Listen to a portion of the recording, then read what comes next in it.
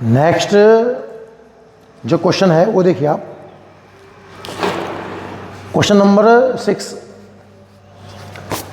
चित्र के अनुसार एक समांतर प्लेट संधारित्र की प्लेटों के मध्य आधे भाग में किसी परावैद्युत पदार्थ जिसका वर्तमान एप्सिलॉन आर है सरकाया जाता है। यदि संधारित्र की प्रारंभिक धारिता सी है तो नवीन धारिता कितनी होगी? देखिए क्वेश्चन नंबर 6। ये एक हमारा एक पीपीसी है सपोज, ठीक है ना। प्लेटों का क्षेत्रफल ए मान लीजिए, बीच की दूरी डी मान लीजिए। अब आपने इसमें एक माध्यम लगा दिया है आधे भाग में केवल, ठीक है। पहले धारिता सी थी तो नई कंडीशन में धारिता कितनी है, ये हमारा क्वेश्चन है। तो अगर पहले धारिता सी थी इनिशियल कंडीशन में तो सी आएगा A epsilon not upon D, equation number 1। अगर बात करूं मैं सेकंड कंडीशन की तो बच्चों इसमें यहां से कट लगेगा। आपको याद होंगे इसे मैंने माध्यम भरना आपको सिखा रखा है, ये वाला और ये वाला, ठीक है। एक पॉइंट यहां है और एक पॉइंट यहां है, तो कुछ इस तरीके से तो आप कनेक्ट कर सकते हो इनको। जो दो संधारित्र बने हैं वो समांतर क्रम में होंगे। इसमें आपने माध्यम रखा है, एक में माध्यम आपने नहीं रखा है। तो बच्चों इसकी जो धारिता है वो C1 मान लो आप। ध्यान से देखो, एरिया आधा किया है, प्लेटों के बीच की दूरी अभी वही है और पहले वही थी। एरिया आधा हुआ है तो A की जगह A/2, इसमें कोई मीडियम नहीं है एप्सिलॉन नॉट, और बीच की दूरी कितनी है D, तो C1 तो आ गया आपका C/2। C1 तो कितना आ गया C/2। और बात करें इसकी धारिता की, C2 मान लो, क्षेत्रफल आधा किया है तो A/2, मीडियम और जमाया है आपने, और दूरी कितनी है आधी, इसकी जगह आप C जमा सकते हो। तो C2 कितना आएगा एप्सिलॉन R/2 इंटू C। अब देखो दो संधारित्र समांतर क्रम में है तो जो कुल धारिता है C डैश वो आएगी C1 प्लस C2। C1 कितना है C/2 और C2 कितना है C/2 इंटू एप्सिलॉन R। तो जो नई धारिता है ना C/2 आप कॉमन ले लीजिए और 1 प्लस एप्सिलॉन R, ये हमारा आंसर है। क्लियर है यहाँ तक? बहुत इजी है। वैसे मैंने आपको ये कंसेप्ट पहले बता रखा है हल्का हल्का सा, ठीक है ना, तो आपको थोड़ा समझने में आसानी रहेगी। क्लियर है ना? नेक्स्ट देखें, अगला देखिए आप क्वेश्चन नंबर 7। चाहो तो आप क्वेश्चन नंबर 6 लिख लीजिए पहले बोर्ड से, अच्छे क्वेश्चनों में से है ना।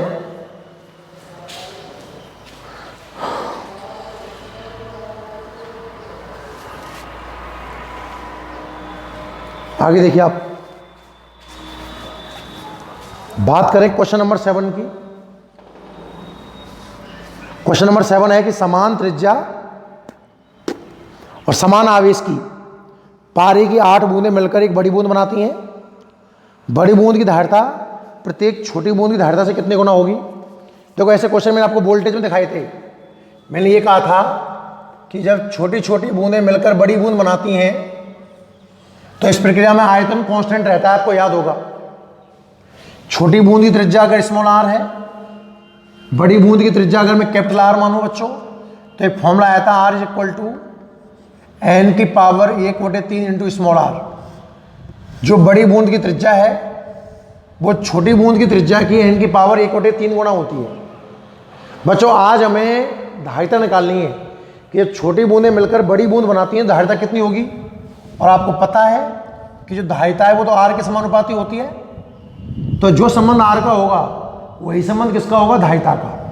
तो जो बड़ी बूंद की धारिता है ना वो छोटी बूंद की धारिता की 1/3 गुनी होगी, n की पावर 1/3 गुनी होगी। अब कितनी 8 बूंदें मिली है ना, n बराबर 8 जमा दीजिए। तो जो बड़ी बूंद की धारिता है वो छोटी बूंद की धारिता की दुगनी होगी। 8 की पावर 1/3 2 ही तो आएगा। तो कहने का मतलब जो धारिता है, ये सूत्र आप याद रखें, ठीक है ना। जो त्रिज्या का सूत्र होगा वही धारिता का सूत्र होगा, ठीक है ना। तो अगर 8 छोटी बूंदें मिलकर एक बड़ी बूंद का निर्माण कर लेती हैं तो बड़ी बूंद की धारिता छोटी बूंद की धारिता का 2 गुना होगी। क्लियर? ये है हमारा क्वेश्चन नंबर 7। नेक्स्ट हम जो बात करें क्वेश्चन नंबर 8 की। 8 देखिए, क्वेश्चन नंबर 8 है कि एक संधारित्र की धारिता C है, B विभवांतर तक आवेशित किया गया है। अब इसे प्रतिरोध से संबंधित कर दिया जाए तो ऊर्जा क्षय की मात्रा कितनी होगी? देखो ये क्वेश्चन मैंने कल के वीडियो में आपसे पूछा था। क्वेश्चन नंबर 8, ये आपका कोई संधारित्र है और इसे आपने कनेक्ट किया है बैटरी से। बच्चों समझना ध्यान से, प्लस और माइनस, बैटरी का आवेश मान लिया Q और वोल्टेज मान लिया V, ठीक। और संधारित्र में जो ऊर्जा इकट्ठी होगी उसके 3 सूत्र हो सकते हैं ना। पहला Q²/2C, दूसरा ½ CV² और थर्ड है ½ QV। और बैटरी में कितनी ऊर्जा है? ऊर्जा मतलब कार्य है, तो B बराबर W/Q है ना। तो यहां से W कितना आ गया? QV।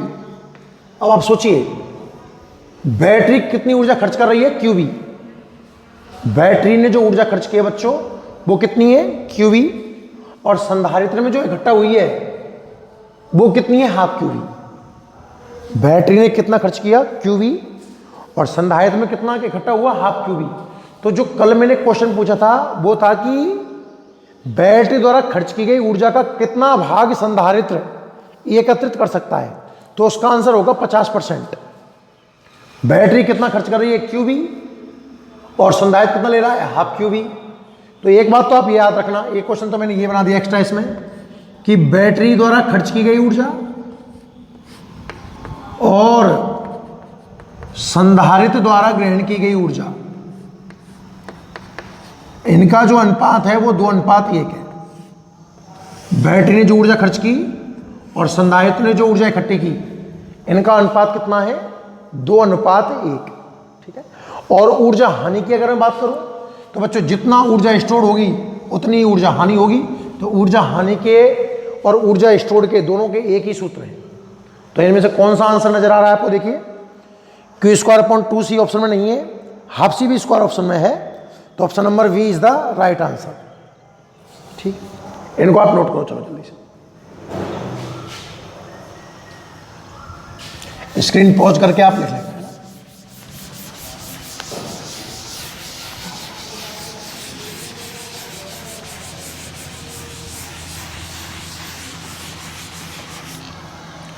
नेक्स्ट देखिए आप,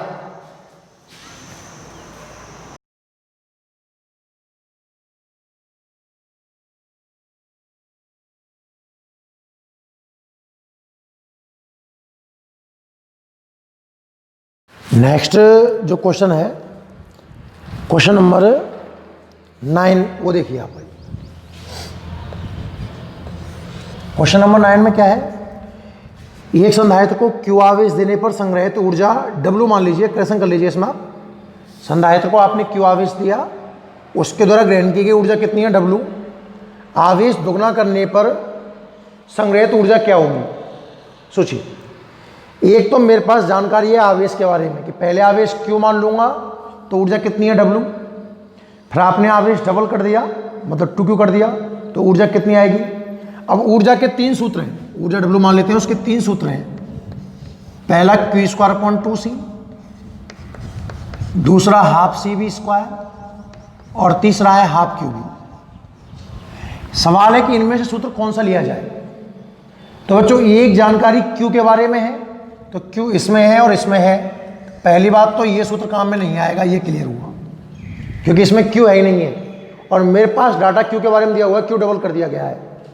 फिर आपको पता है कि आवेश वगैरह देने से धारिता कांस्टेंट रहती है, तो ये सूत्र काम का है, ये भी काम का नहीं क्योंकि इसमें C नहीं आ रहा। तो बच्चों हम पहली कंडीशन में सूत्र काम में ले रहे हैं, कौन सा? Q²/2C, समीकरण नंबर 1। ये सूत्र काम में क्यों लिया वो समझ में आ गया ना। आपने आवेश की जानकारी है कि डबल हो जाएगा और आवेश वगैरह चेंज करने से C पर कोई इफेक्ट नहीं आएगा। सोचते हैं, आपको पता है कि W समानुपाती है Q² के सूत्र से, आपको नजर आ रहा होगा। चलो यही सीधा कर देते हैं। सूत्र ये कहाँ में लिया, समानुपाती क्यू स्क्वायर के, तो दूसरी ऊर्जा बटे पहली ऊर्जा बराबर दूसरा आवेश बटे पहले आवेश, स्क्वायर और लगाना है। इस सूत्र से ये आपको समझ में आ गया होगा। अब आपको बाद की ऊर्जा चाहिए,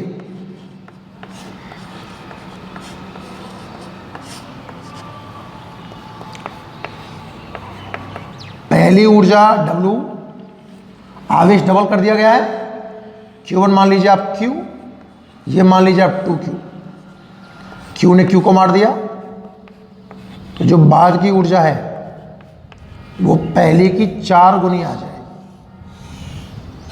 ठीक है ना। तो आवेश जब आपने डबल किया है, सीधे था स्क्वायर है, तो 2 का स्क्वायर कितना आएगा 4, तो जो ऊर्जा है वो 4 गुनी आ जाएगी, नीचे आंसर लिख देना। अतः आवेश 2 गुना करने से ऊर्जा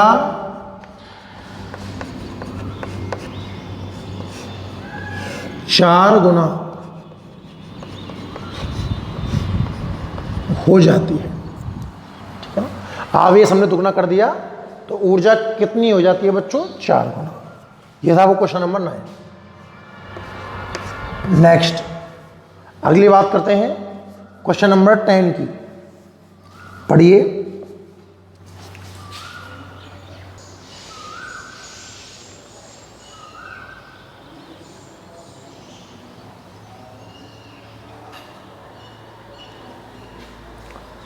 नेक्स्ट बात करें हम क्वेश्चन नंबर 10 की। 3 माइक्रोफैरड 5 माइक्रोफैरड के 2 गोले हैं, 2 गोले दिए गए हैं बच्चों। पहले की धारिता 3 माइक्रोफैरड है, मतलब 3 गुना 10 की घात -6 फैरड। दूसरे की धारिता 5 माइक्रोफैरड है, 5 गुना 10 की घात -6 फैरड। 300 वोल्ट 500 वोल्ट विभव हैं, V1 300 वोल्ट और V2 500 वोल्ट। तो उनका उभयनिष्ठ विभव क्या होगा, हमें V की वैल्यू चाहिए, ठीक है। तो जो उभयनिष्ठ विभव है उसका सूत्र है V = C1V1 + C2V2 upon C1 + C2। तो इसमें वैल्यू जमा दीजिए आप। C1 है 3 गुना 10 की घात -6 गुणा V1 है 300, C2 है 5 गुना 10 की घात -6 और V2 है 500 बटे C1 + C2।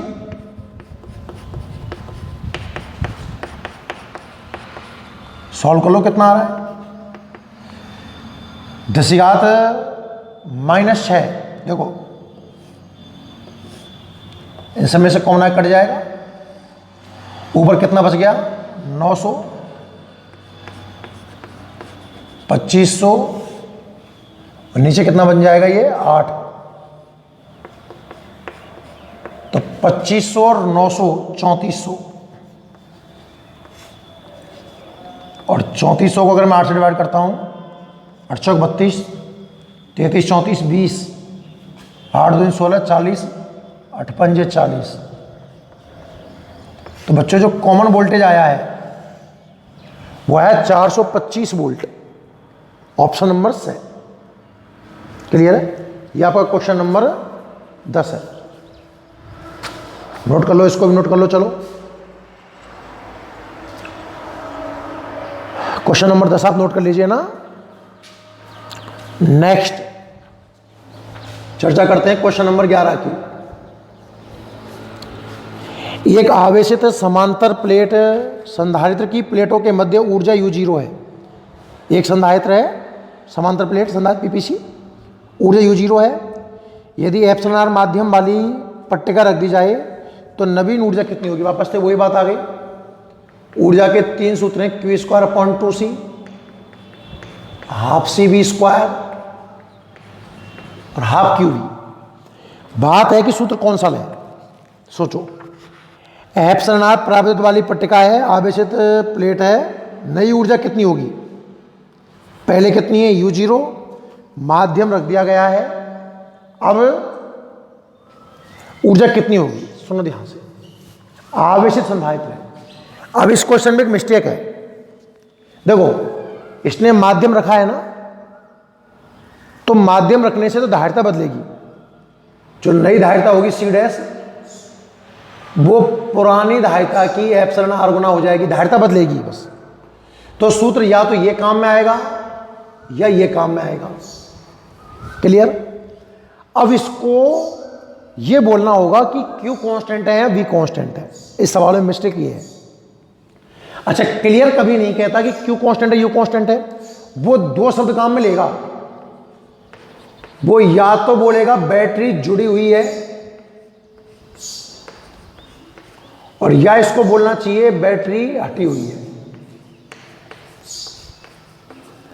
बच्चों, जब बैटरी जुड़ी होती है तो B कांस्टेंट माना जाता है।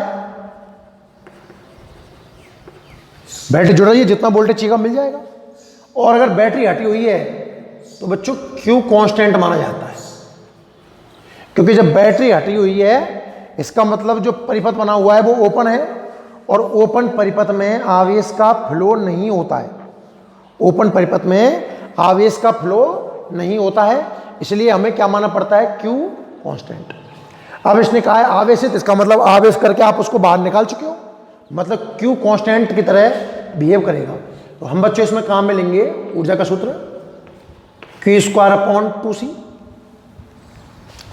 अब आवेशित संधारित्र है, Q कैसा है? कांस्टेंट, तो U व्युत्क्रमानुपाती है C के।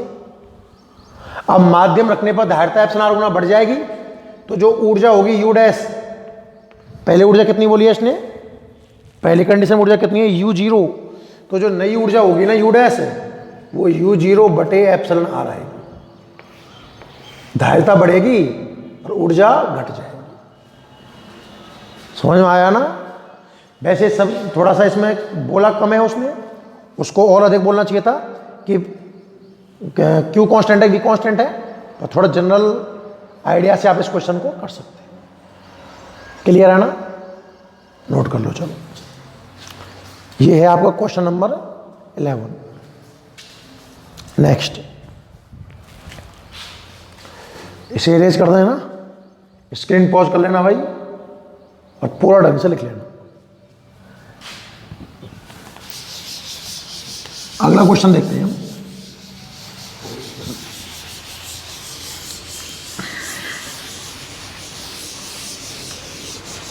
क्वेश्चन नंबर 12 देखिए भाई, ये 11 था।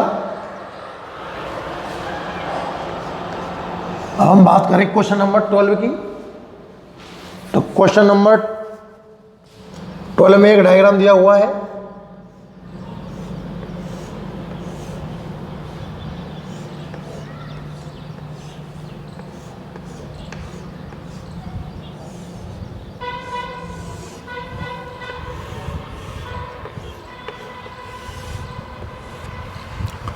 ये है 4.5 माइक्रोफैराड का, ये 3 माइक्रोफैराड का, ये 6 माइक्रोफैराड का, प्लस माइनस 12 वोल्ट की ये बैटरी है। चित्र में दिखाए गए परिपथ में 4.5 माइक्रोफैराड संधारित्र पर विभवांतर कितना आएगा? हमें इस संधारित्र पर चेक करना है कि वोल्टेज कितना आएगा। ठीक है, कैसे चेक करें? C बराबर Q/V पढ़ाया आपने, C बराबर Q/V। तो C है, B चाहिए, इसका आवेश निकल जाए तो काम चल जाएगा। पहले आप इस परिपथ की कुल धारिता देखिए, बहुत तरीके हैं इसको करने के। सबसे इजी तरीका ये कहता है कि आप इस परिपथ की कुल धारिता देखिए। तो बच्चों 6 और 3 समांतर में है, कितना आंसर आएगा? 9। कितना? इन दोनों का कितना आएगा? 9। और 9 और 4.5 श्रेणी में है, तो पूरी जो धारिता आएगी, कुल धारिता C नेट, क्या कहता है? ऊपर गुणा नीचे योग। तो 6 और 3 कितना आया? 9। और ये कितना? एक तरीके से 9/2, ऊपर गुणा और नीचे योग। तो ऊपर ऊपर तो आया 81/2 और नीचे आएगा 27/2। 9 3 27, 2 से 2 कट गया, ठीक है। 9 से काट दो, 9 से क्या काटोगे, 27 से काट दो ना। कितनी बार गया 27 से, 3 बार गया, साथ देखना, 27 81, ठीक है ना। तो नेक्स्ट धारिता आ गई 3 माइक्रोफैरड। हम अगर कुल आवेश की बात करें तो बच्चों Q बराबर C भी होता है। C कितनी है, 3 माइक्रोफैरड, और B कितना है 12, यानी कि 36 गुना 10⁻⁻⁶ कूलाम। तो जो कुल आवेश निकल के आया 36 माइक्रोकूलाम। कितना आया, 36 माइक्रोकूलाम। बात करें यहाँ इस संधारित्र की, आवेश इसमें 36 माइक्रोकूलाम होगा और इन दोनों में कुल 36 माइक्रोकूलाम होगा, ठीक है। बात करें अगर हम Q बराबर CV की, हमें क्या चाहिए विभव, तो वो है C/Q। C कितना है, 4.5 माइक्रोफैरड, और इसका आवेश कितना है, सही कर रहे हैं क्या, C बराबर Q/V, ठीक है। और आवेश कितना है 36, और गलत सा लग रहा है, क्या किया मैंने, C नेट 6 और 3 9, और 9/2 ऊपर गुणा 9 गुना 9/2 नीचे योग, ठीक है। 81/2, 27/2, 3 माइक्रोफैरड आंसर आ गया। चलो ठीक है। उसके बाद में मैंने कुल आवेश निकाला Q बराबर CV से।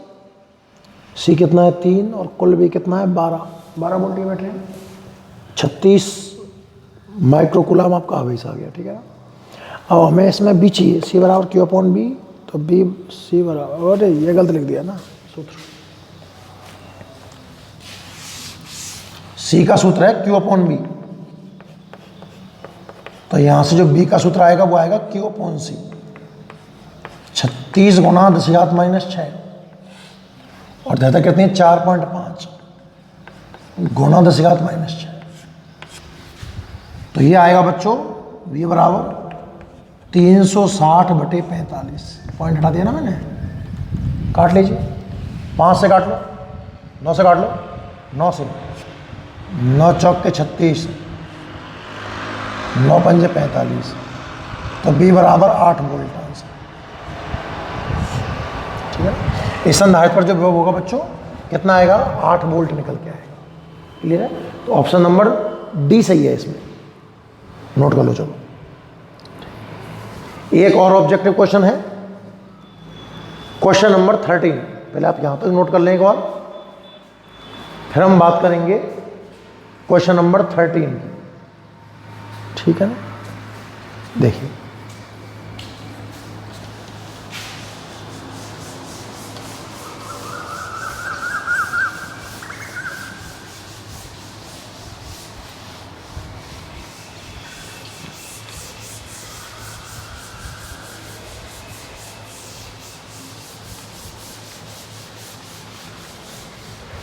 क्वेश्चन नंबर 13, एक डायग्राम बना हुआ है, देखो।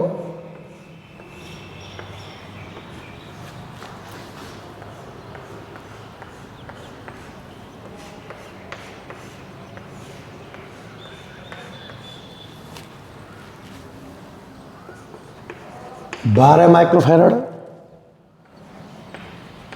8 माइक्रोफैरड, 4 माइक्रोफैरड,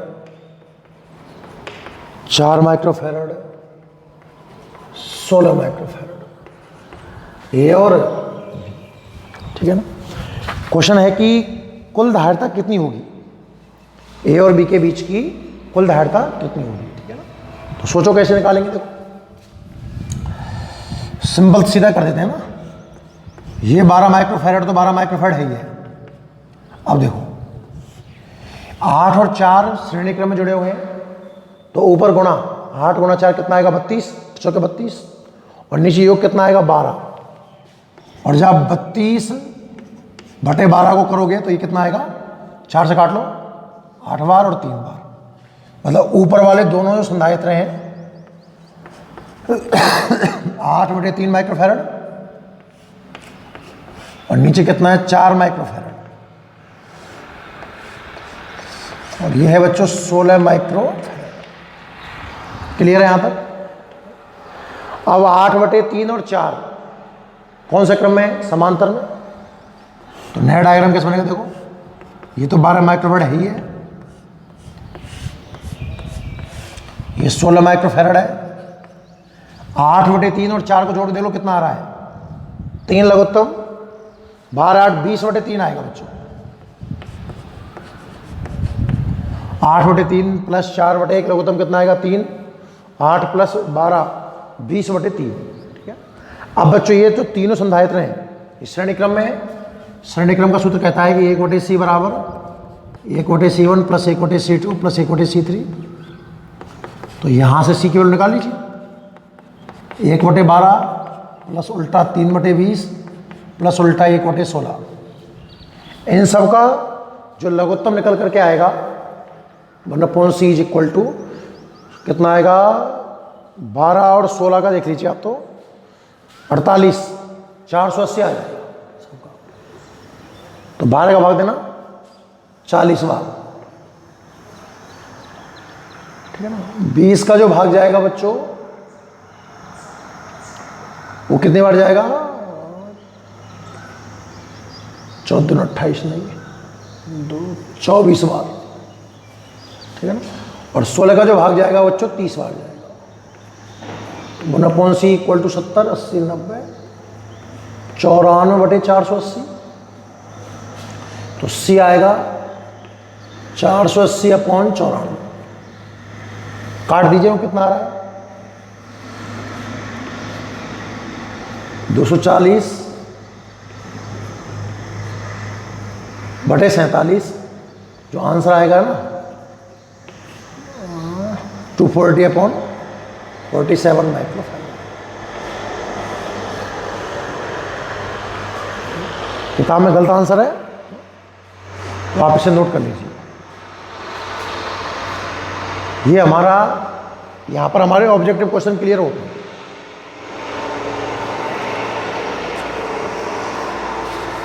ठीक है ना।